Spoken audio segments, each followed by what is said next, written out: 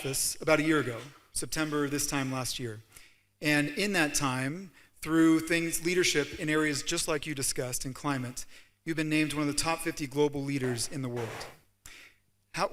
In thinking about that, you've now focused on the AU, the African Union, is now part of the G20, and that's something that you've spoken very openly about. Why is that so important for the future of Africa, for the future of Kenya, and why is that so important for entrepreneurs to be able to build great companies in this continent? You know, Africa, because of our background, was fragmented by colonialism and subdivided into pieces. What we've been doing as leaders in this continent is to consolidate the African market into one single market. The Africa Continental Free Trade Area, an instrument that has been signed in by 47 out of 55 countries in this continent. I think the fastest instrument to be signed ever in our continent is because of the realization that this continent would do better acting together, acting in concert, rather than acting separately.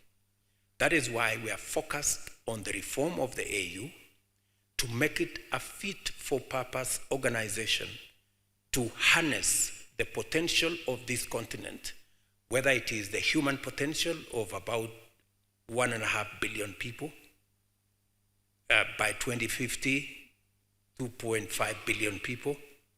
Actually, a quarter of the world will be living here in this continent by 2050.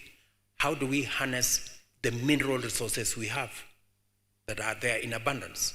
How do we harness the opportunity for smart agriculture? We have 2/3 of the world's uncultivated arable land. We can double, if not triple, grain production. How do we harness this potential? And that is why we are focused on the African Union as an institution. We are focused on its reform. And our participation, of course, in the G20 will give us the platform for us to position ourselves in terms of being a market, to position ourselves in terms of ensuring that we can bring our perspectives, our ideas onto the global space so that we can influence global policy and trends to make sure that they are sensitive to where we come from as a continent and as a people. I keep using this phrase that it is said that if you are not on the table in the discussion, you possibly could be in the menu.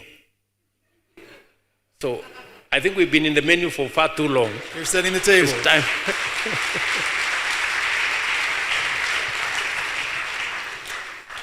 Your Excellency, you are an entrepreneur, and you're passionate about technology and entrepreneurship, especially as it impacts the rising generation in Kenya and in Africa. We have a room full of global investors. What would you want them to know about the Kenyan ecosystem that shows them? We've heard a lot about Kenya's open for business, Nairobi's open for business. What would you want them to know about their investments and the potential for investments here in great entrepreneurs in Kenya? A couple of things. We are leading the way as government of Kenya in leveraging on technology, using technology to deliver government services, as I have said. Government services, we've just distributed fertilizer for the first time in Kenya using technology. We are reaching out on our services to vulnerable communities, about 1.5 million of them, using technology. This morning, and I apologize, I think there was a conflict in my diary. This morning... We were just getting ready for you, it's okay. This morning, I was presiding over our Central Bank of Kenya's CSD platform, where it will now be possible to buy government securities on a digital platform by Kenyans or investors from anywhere in the world without having to bother to go and open an account in central bank. You can open an account on your phone. That is the level of use of technology to run the affairs of Kenya.